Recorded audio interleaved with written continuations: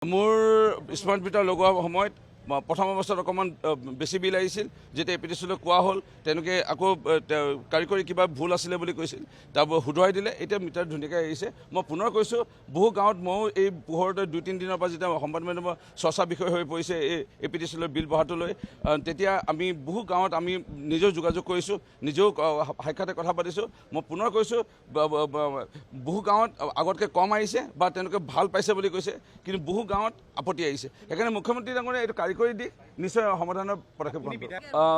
মই যিমান দূৰ জানো, মাননীয় মুখ্যমন্ত্ৰী মহোদয়ে ফেচবুক, টুইটাৰ সকলোৱে ফ'ল' কৰি আছে, আমিও ফ'ল' কৰি আছোঁ। যেতিয়া এই আপত্তি আহিছে বা এই পোহৰলৈ আহিছে, আমি 1.5-2 বছৰৰ আগত আমি সংবাদ মাধ্যমৰ যোগেদি যেতিয়া স্মাৰ্ট মিটাৰৰ ওপৰত বহুত চৰ্চা চলিছিল, মুখ্যমন্ত্ৰীয়ে খুব কঠোৰ হৈ পেলাই আমাৰ সন্মুখতে এপিডিচিলৈ বিষয়াসকলক সাৱধানতা আগবাঢ়িবলৈ কৈছিল।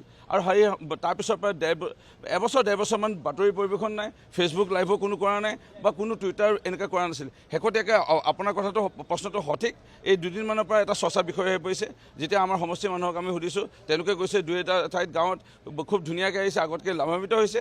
2-এটা গাঁৱত ক'ৰবাত স্মাৰ্ট মিটাৰ হয়তো কোনো কোম্পানী হয়তো ভুল হ'ব পাৰে, কোম্পানী হয়তো চতুৰামি কৰিব পাৰে। এইটো নিশ্চয় এটা ইঞ্জিনিয়াৰিং এটা পাৰ্ট বা এটা টেকনিকেল এটা কাৰিকৰী এটা দিশ, সেইটো মুখ্যমন্ত্ৰী ডাঙৰীয়াই নিশ্চয় চাই পেলাই সমাধান কৰিব।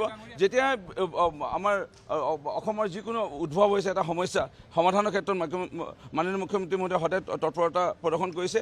স্মাৰ্ট মিটাৰৰ এই বিষয়টো খুব তৎপৰতাৰে সমাধান কৰিব মোৰ দৃঢ় বিশ্বাস।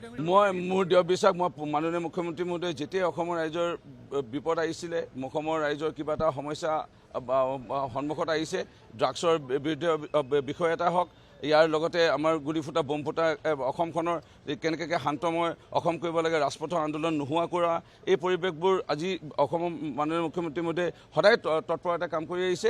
এপিডিচিলৈ বিষয়টো নিশ্চয় তৎপৰতাৰে সমাধান কৰিব।